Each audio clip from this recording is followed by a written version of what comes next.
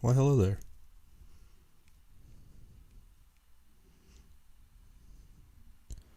Yes, I am indeed early. That is okay with me.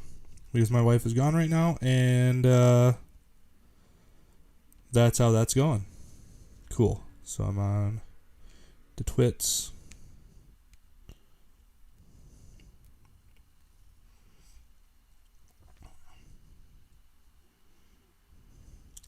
On the YouTubes. Cool. All right. Welcome to the Holmes Politicast. We have got another great show. Well, great. I don't know about that, but we got another show for you. Some Michigan news, Michigan politics. A lot's been going on. A lot of discussion surrounding gun control. Basically gun control. This is interesting. More students have now died from suicide, I think, at Grand Valley than the coronavirus. So that's fun news.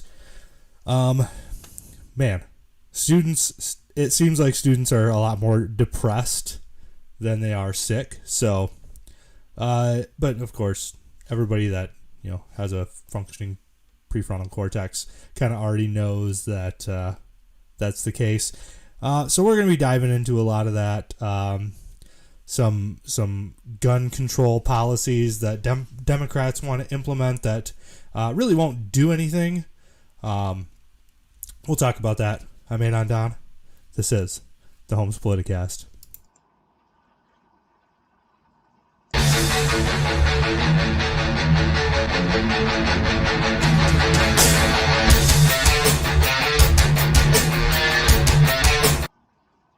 Yeah, I like it. Okay. So, I'm echoing. Oh.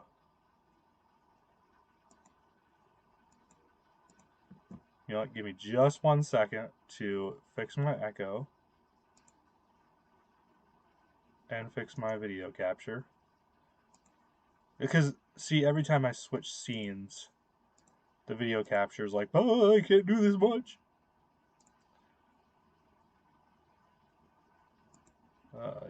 Save. Okay, perfect. Audio input. There we go. Now I won't. Will I be echoing? I don't know if I'm echoing. If I am, unfortunate. I don't think I am. Let's see. I am so sorry about this, folks. I tried to have all this set up, and I missed one scene. My sincerest apologies. Just going to see if I'm echoing on the Twitters. Get on here with the Twits. See how my stream is sounding. Let's see. I am so sorry. Okay, no, I sound fine. It's just echoing in my head. Oh, all right.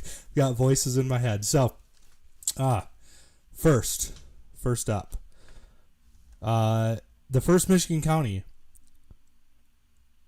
passed a vote condemning vaccine mandates and testing. So, Eaton County, congratulations on that. Good stuff out of Eaton. So, this is by Rachel Maciro. I think it's Maciro. I need to learn how to pronounce her last name. Anyway, so tonight at the Eaton County Commissioners meeting, there will be a vote on condemning vaccine mandates and testing. The resolution was submitted by Commissioners Rynette and Drosha on behalf of Eaton County Republican Women's Alliance. This will be the group's third attempt in getting this passed.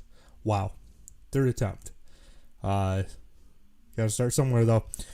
They highly encourage the sharing of this resolution language and encourage others to push for freedom of choice in every county. So please share away. So this language is open for any other counties that want to be using it. Basically just says it condemns Joe Biden's decision to impose a vaccine requirement on private and public employers and healthcare facilities receiving funds. Let's see. Yeah, it basically just goes through and says where all this stuff happened. All this stuff happened. The Fifth Circuit Court placed a hold on it. The federal judge issued preliminary injunction on it. It goes through all this stuff and basically says we're not doing this. So congratulations to them, Eaton County. You are doing well on that front. I think people at this point are just tired of hearing about coronavirus. I know I am. Every time I hear it on the news, I see, I scroll past and I see, oh my gosh, there's 100-some thousand new cases and a couple hundred more deaths. And I'm just like, oh my gosh, will you stop? Stop. Just stop. Stop. Okay. Nobody cares. Nobody wants to hear about coronavirus anymore. Are there people dying? Yes, there's people dying of things every single day and in higher quantities. I mentioned in the opening, more people have died on Grand Valley's campus from suicide than they have from this coronavirus. So we'll actually be getting to that right now, I believe. Is it right now? Yeah. Yeah, right now. I'm going to switch the order. Okay, so very sad, very tragic thing. Student jumped off the bridge. So if you don't know Grand Valley, we have this bridge that goes across this huge gorge, and it's a beautiful sight. It's probably 80 feet up at the middle. But it's just this huge valley, and the bridge goes across it. I mean, obviously that's probably where they get the whole Grand Valley thing. But student named Quentin Campbell, he committed suicide. As far as I know, he had just gotten back from break. He had a nice break with his family. No real indicators that the suicide was coming. Let's see. Mantella said that while some have questioned the time the university took to release the information about the death, the university's first responsibility is always to the families involved. Okay, that was unimportant drivel. I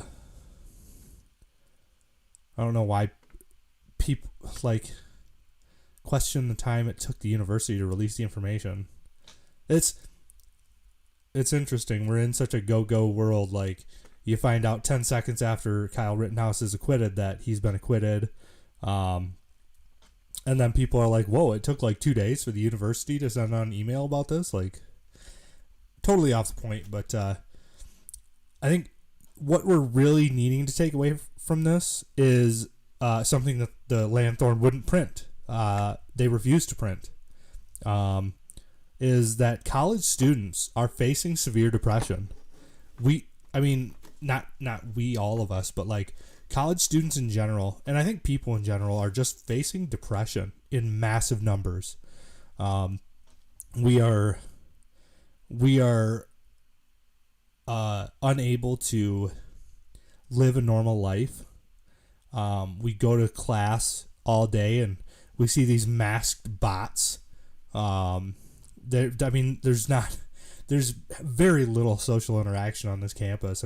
If I didn't have a church surrounding me and people that I know care about me, this would be a depressing as hell place to be. People are struggling. This kid, he was obviously struggling. There are obviously many more people out on this campus walking around. They are struggling with depression, with suicidal thoughts. And we get to the end of this article here. We get to the end and they're like, oh, National Suicide Hotline, Crisis Hotline, Crisis Text Line, go to the University Counseling Center or go online. That's not helping. You, the university, you're the one facilitating this. You're putting your students in masks. You're taking away their in-person learning. You're taking away their ability to interact with the people around them. why would they come to you for help? Now, it's interesting. The Pew Research Center, actually, you know what? I'm going to pull up the article that I wrote that the Lanthorn refused to print and fired me over because, let's see.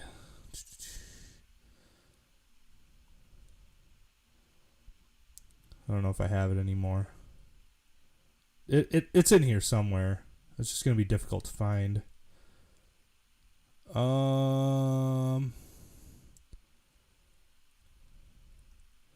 Okay, yeah. I'm not gonna keep looking for it. Anyway, the Pew Research Center did a study and found that students that are connected to a religious organization are far less likely to have depression, suicide, stuff like that. And as cases of depression and anxiety rise on campus, the university might consider encouraging its students to be a part of a religious community. Oh, I know. We're all academics and we have to pretend that God is, dead and that science rules everything and that we're all just purposeless sacks of meat walking around, but that seems to be not quite cutting it for a lot of people. It seems to be leaving a void in people that they can't fill. And so they bring a handgun into school and they shoot up a bunch of their fellow students, or they jump off a bridge, or they kill another girl at Lake Michigan just for funsies. We've got a serious problem in our culture. And maybe it's time we start addressing the problems. Stop ignoring them. Stop pretending they're not there. Crying about it. Offering our thoughts and prayers. Democrats and many academics, they say, oh, your thoughts and prayers are not helping. Well, it seems like your purposeless meat sack scenario isn't helping. It seems that turning everybody into just anonymous bots and covering everybody's faces and making it so that students can't interact with each other, it seems like that's not helping. So, tragic situation. My thoughts and prayers go out to the family. And I think that will do more in this world than the university's supposed fixes to all these problems that they think that we have. All right, so moving on. That got a little heavy. My apologies. But it's just so sad to see these universities, these Democrats, just ignoring stuff, pretending that it's not. That's not the problem. Oh no, is how we view ourselves is not the problem. It's just that we need more Democrats involved, or we need more Democrats elected. That's the real problem. So, I don't know. Be nice if the university would try something new. If we keep on doing the same thing that we've always done, we're going to continue to get the same results that we've always gotten. And right now, that's rising depression. So, there's my spiel. We're moving on to another tragic event, mass shootings. And Audrey Whitaker, she writes this column, and as another person said, it's devoid of much logic and reason. It's a lot of emotion. So we're gonna go through it and see all the emotion that isn't really gonna help. And then of course, there are other things to talk about surrounding this. We've got Mary Manoogian just crowing like a peacock because she put some legislation and that's going to do nothing. So let's go through this. I was 6 years old in 2007. I remember when my mom picked me up from kindergarten and told me to be quiet while the reporter on the radio described the scene on Virginia Tech University campus. She wouldn't tell me what happened, just that people got hurt. I made the connection years later in 6th grade when I got picked up early from school by my mom. I was only 1 year out of elementary school. 20 kids were shot using an AR-15 that was legally purchased by the shooter's mother in Sandy Hook Elementary School. It was nearly Christmas. I remember staring at the glass snowflakes, ornaments hung in the kitchen. Okay, so just a bunch of memories. It's weird. So 2007 kindergarten. So 6th grade, that would have been 6 years later. Not exactly defining your entire elementary school experience, I don't think. Okay. It's nearly Christmas. My parents cheerfully hugged me goodbye the next morning. At school, my first hour social studies teacher explained that the doors would have to stay locked now and fielded our unanswerable questions. My school began to run evacuation drills and practice active shooter procedures. Doors locked automatically. Green laminated cards were placed on windows. Police officers pounded on doors, and we would sit silently in the back of the classroom. In February of 2018, 17 students were killed by a former student using a legally purchased AR-15 style gun in the Parkland school shooting. So that's another, 6th grade, 2007. That would have been 2000, what? My gosh, I can't do math right now. 2013 to 2018 again. So, not exactly defining your entire school growing up. Like, I don't think that this girl was thinking about all these shootings every single day for her entire school. And if she was, then her parents have done something wrong. Like, reminding a child of that every day is not exactly the best way to go about this. All right. So, I'll never forget in my English class, the day where my teacher held a discussion rather than a regular class. She apologized to us, said her generation failed us, and said something that I'll never forget. That she has an option to be in school and makes the choice to return to her job every day and every year while we have no choice. That was a terrifying sentiment as more and more people were saying things like, it's not a matter of if, but a matter of when.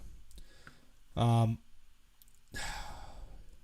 wonder how political her teacher got. I wonder how, because teachers are not just neutral people. They have political thoughts. I had a professor at MCC that nearly cried because I was saying that, we should definitely have guns in the general population, and that there's not really a problem with guns. It's a problem with people.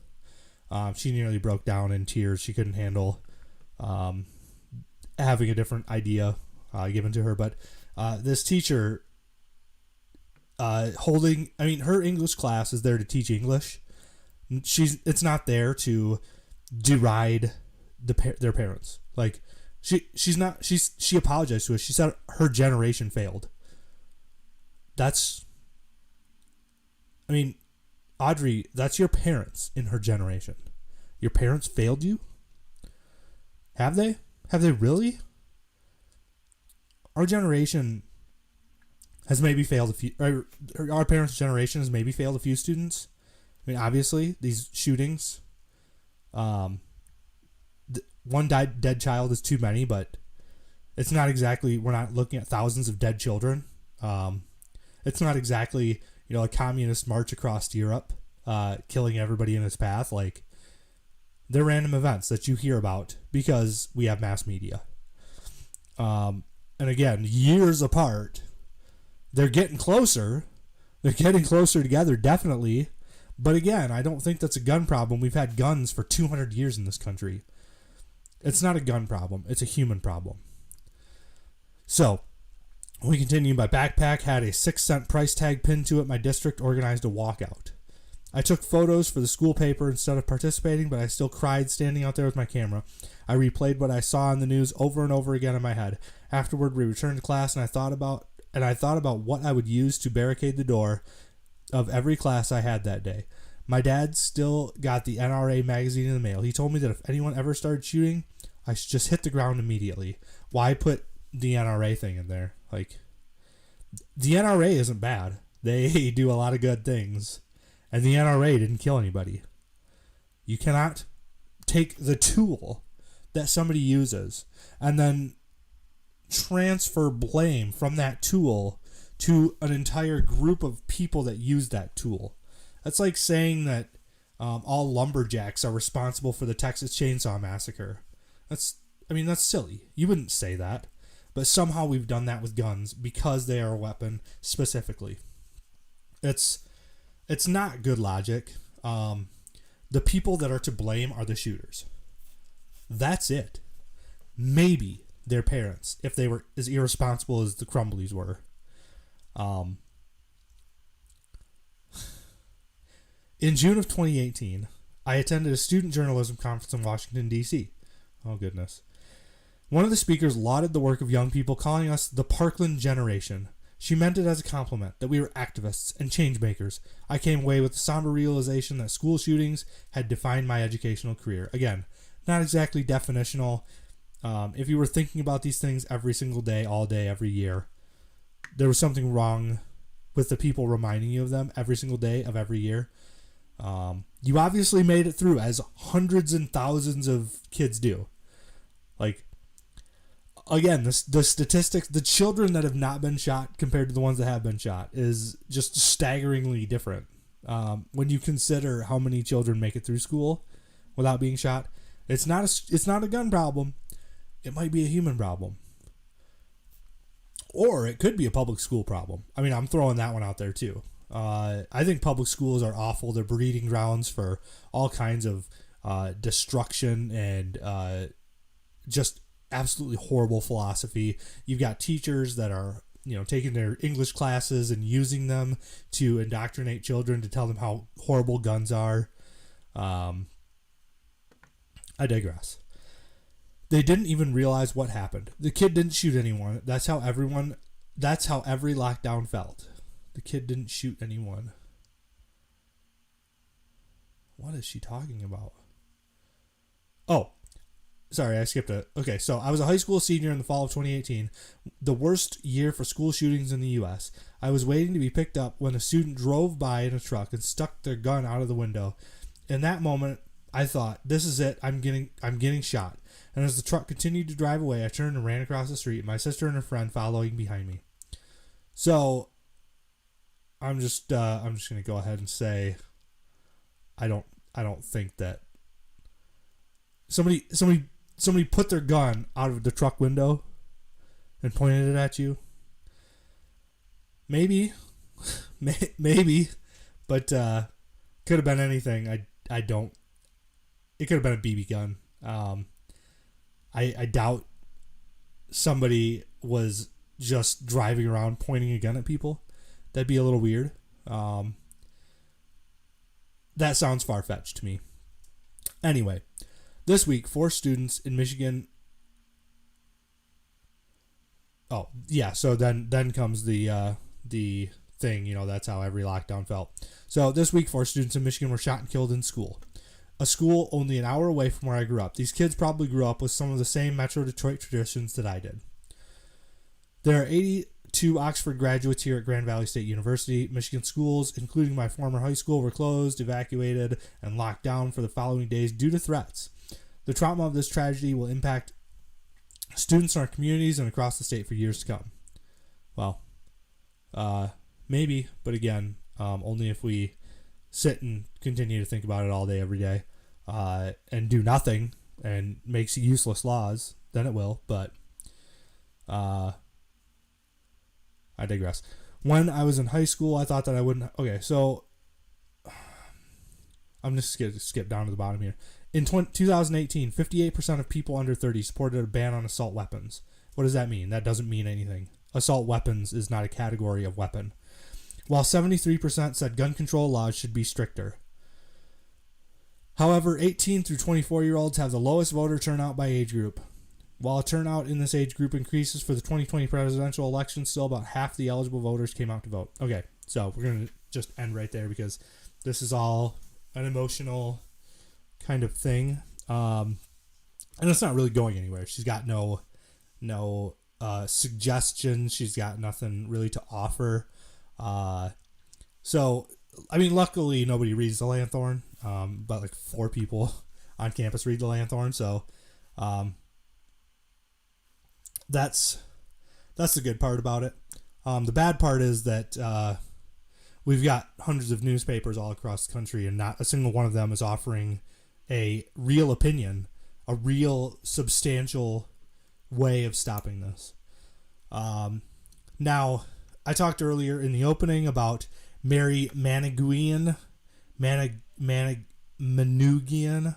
I don't know how to say her name. She's a Michigan House Democrat. What state rep? What? I think District 40. So, she put in here, failure to store a firearm resulting in injury or death is a felony. So, again, resulting in injury or death, it's not enforceable. Nobody can go into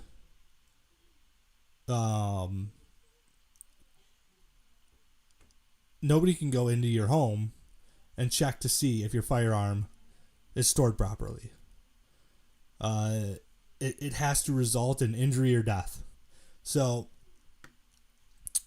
again, more useless laws that aren't going to be followed, that aren't going to have any impact.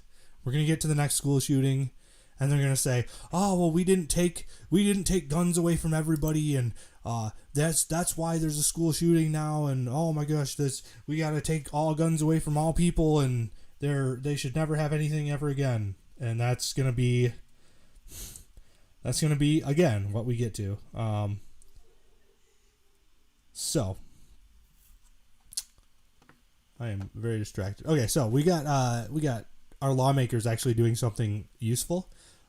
This is great.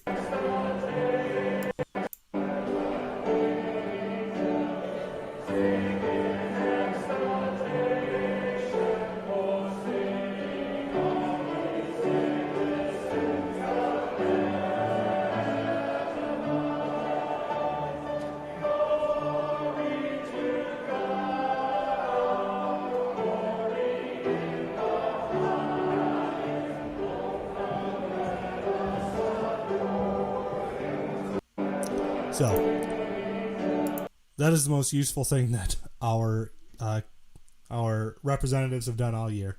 Now, of course, the media, they say, "Oh my gosh, their lawmakers aren't doing anything. They're singing. How dare they sing praise to God in the Capitol?" But I think that's great. Doing a good job. Not creating more dumb laws that aren't going to have any effect, which is very good. Because really, all the laws are doing is making law-abiding people have to follow them. Criminals aren't going to follow laws. Democrats would do well to learn that. All right, so we continue. Oakland County prosecutor So again, we got more people arguing that state gun laws are insufficient. Let's see what the Oakland County prosecutor has to say. So, Oakland County prosecutor Karen McDonald on Wednesday argued Michigan's gun laws, quote, don't require people to secure a deadly weapon, unquote, and are insufficient for public safety. You know, I'm just going to go through the whole thing and then we'll talk about it after. The prosecutor made remarks and defended her decision to charge a 15-year-old sophomore with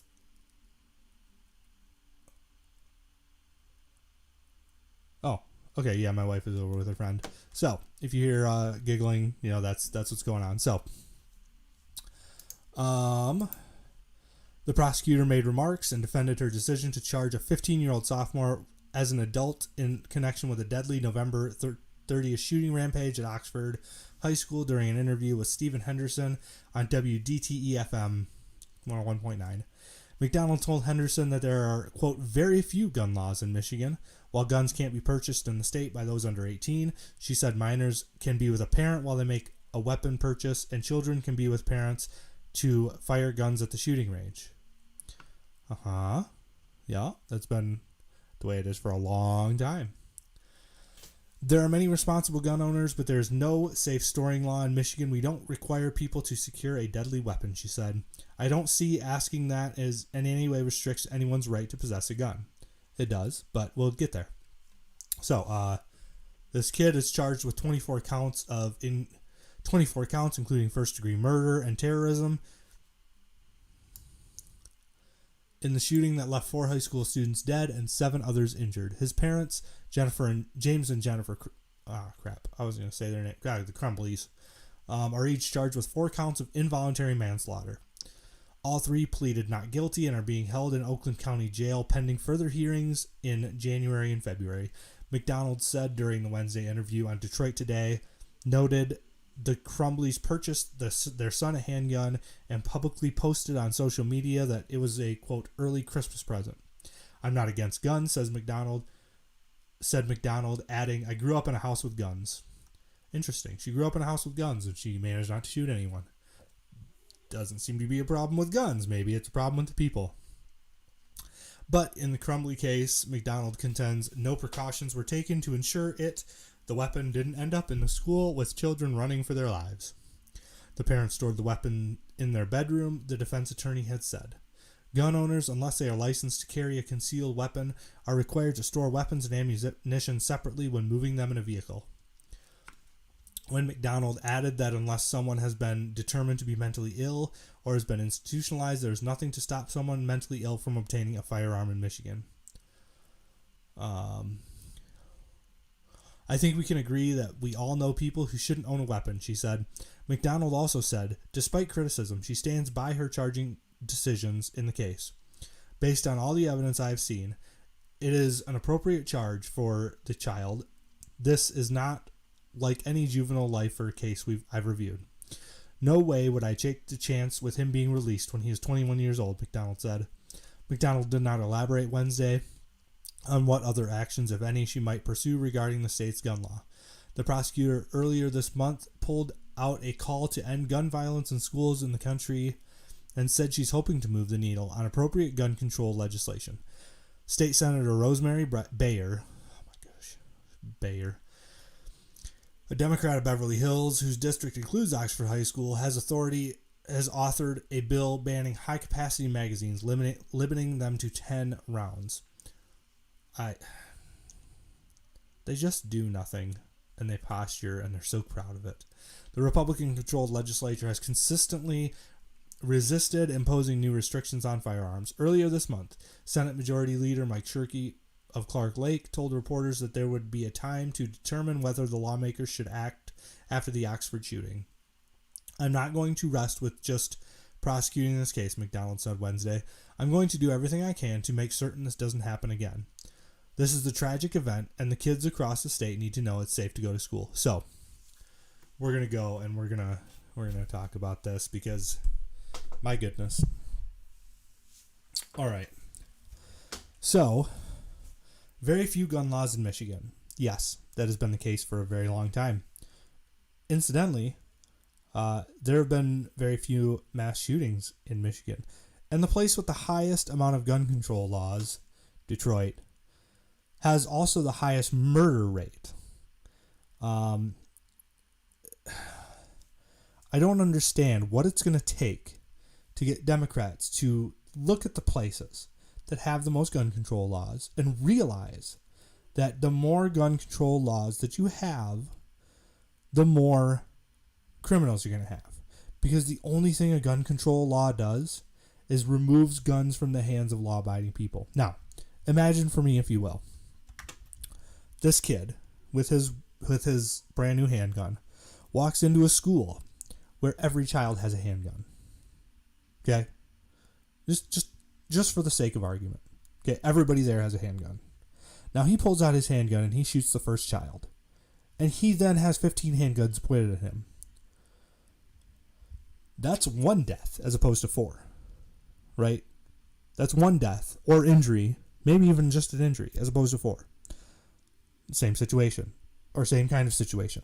A man walks into a bank, and everyone there is strapped. How far is he going to get in robbing that bank? He's not going to get very far.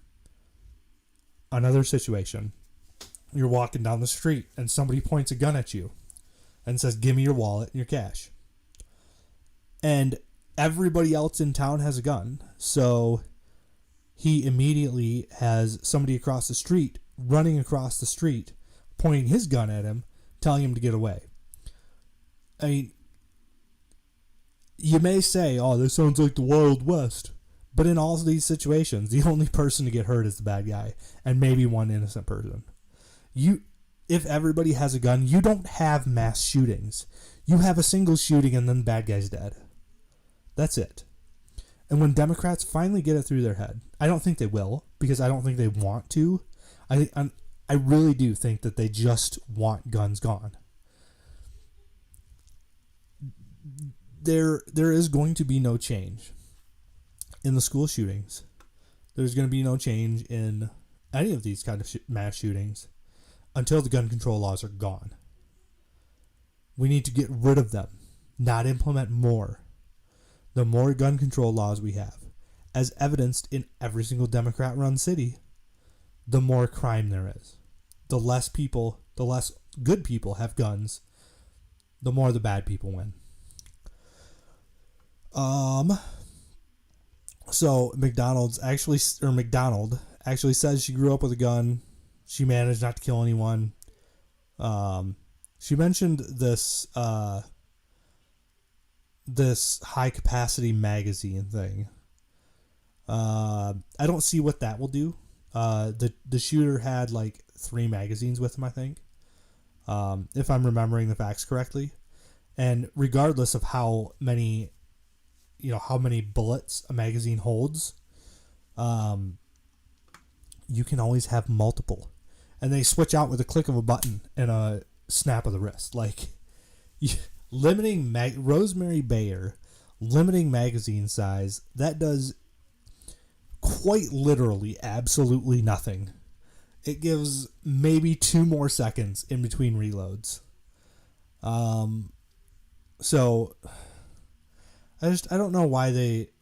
So you know what? I'm gonna quit asking why they think all these useless things are gonna help, and I'm gonna offer some actual solutions. First, have metal detectors at the schools. You have one door, and you want to say, oh, we're treating children like criminals then. Well, do you want them safe or do you want them dead? That's the reality of it. You can either have safety or you can have their you can implement laws that won't do anything, or you can make them safe. Those are the 2 choices. Which do you want? So you have one entrance to the school. I mean, you can have more, but they're all locked. They'd better all be locked. It's not hard to invest in a camera to see if anybody is opening the door ever. It's not hard to make that a very serious breach of school etiquette, and to dole out very serious punishments for that, for opening doors that are unauthorized to be open. It's not hard to put all these things in. Now, I believe that Detroit has metal detectors in their schools, downtown Detroit. This is one of the suburbs. The school looks phenomenal. I mean, it's a very nice school. Very nice looking school. The idea that it can't afford a metal detector at the door of its school and one person to stand there checking the students that maybe set off the metal detector is asinine. They should have had a metal detector. There is also another option: clear backpacks. No student should have anything in their backpack that every other student shouldn't be able to see. There is no reason for it, ever. That student had his gun in his backpack with 3 magazines. A clear backpack could have prevented anybody from getting hurt. Actually could have prevented it. You can see through it. You can see a gun in there. You can see the magazine sliding around in there. That is an actual thing that may have stopped Oxford from happening. These things that these people are implementing, the magazine limit, the ability to prosecute somebody if their child commits a felony with a gun, they won't stop anything. They're for prosecuting after the fact. Okay. Again, if we want to stop these things, we have to do something different. If we continue to do the same thing we've always done, we'll continue to get the same result we've always gotten. All right. It feels like that's the theme of the show today. We're running around in circles, and everybody's surprised that nothing is getting done. So, I think, I've rambled on quite long enough. I just want to, one more thing. I think some of the school officials should be prosecuted. Now, I had a poll here on Twitter. Who's going to be prosecuted? Just the child and the parents, or the child, the parents, and the school officials? And most people said all three, which, okay. I mean, that's fair. That's what should happen, for sure.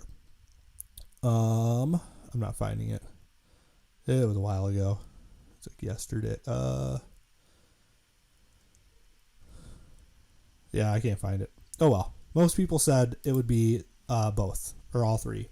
It's looking like it's end up being child and the parents. No school officials are gonna have any charges brought against them, but they should. And just listen to this testimony. Not going by the information that the media presented to me. I'm going by what I received in my email, saying that we recognize that this person needed help in 48 hours. He was recommended to go home, okay? And then you tell me in the email that he didn't need to go home.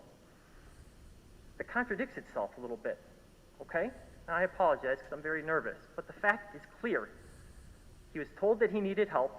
He was told that he needed to go home. His parents dictated that they weren't taking him. It wasn't an option. It's not an option. If they don't want to take him, the right people should have been called, period. So that father knew what was going, like, he got the email. He was told, everything that was going on. We're going to skip that one. I did have one other thing I wanted to talk about that I don't remember now. Pooh. Anyway, so it looks like the convictions are going to go across for the parents, the student, not any of the administrators that failed to take action. And we can talk all day about implementing new laws, but if the people in charge aren't taking action, what good is it anyway? And that'll do it for me for today. I think we've had enough somberness. I've given to you some scenarios to think about, some ways that Oxford could have been prevented, and that's what you're getting from me. So, this is Anon Don. Whoops. Jumped the gun there a little bit. So, I'm Anon Don. This is Home Politicast. And I will see you, let's see, next year. Yeah, I'm not going to do another show until next year, so this is the one for the capstone of my year. So, have a great Christmas, a happy new year. I will see you all in January, I don't know, on a Friday or a Saturday. Somewhere around there. Anyway, I'm Anon Don. This is the Home Politicast.